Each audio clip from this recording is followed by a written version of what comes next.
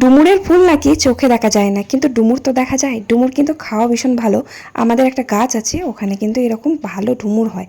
ডুমুরটা আমার বর ভীষণ ভালো খায়, সেজন্য ও সকালবেলা তুলে নিয়ে এসছে। ডুমুরের মধ্যে অনেকগুলো কচিও ছিল, আবার পাকা পাকাও ছিল। আমি বেশ ভালো করে বেছে নিয়ে কেটে নিলাম।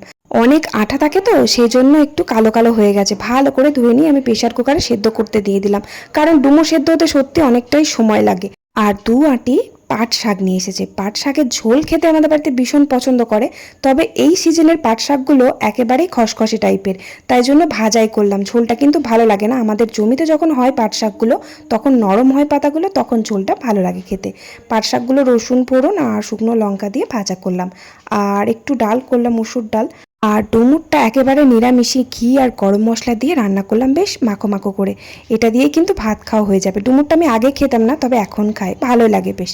আর ডুমুর কিন্তু খাওয়া ভীষণ উপকারী, বিশেষ করে বাচ্চাদের। আমি কিন্তু আমার বড় ছেলেকে ছোট থেকেই খাওয়াতাম, তবে এখন উনি বড় হয়ে গেছে, তাই এখন জোর করেই খাওয়াতে হয় ডুমুরটা। আর তোমরা কে কে ডুমুর খেতে ভালোবাসো বলো তো? ডুমুর যদি কেউ খেয়েও না থাকো, তাহলে একবার খেয়ে দেখো, খুবই ভালো লাগে খেতে। আর ওই চারাপোনা মাছগুলো সর্ষে আর পোস্ত বাটা দিয়ে ঝাল করলাম। ব্যাস, রান্না শেষ করে ওপরে অনেকগুলো বাসন ছিল, বাসনগুলো ধুয়ে মেজে পরিষ্কার করে নিয়ে আমার ঘর বারান্দাগুলো আমি মুছে নিলাম। তারপর স্নান করে খেতে বসলাম। ভিডিওটা ভালো লাগলে অবশ্যই লাইক করে চ্যানেলটা সাবস্ক্রাইব করে দিও। ভালো থেকো সবাই, টাটা।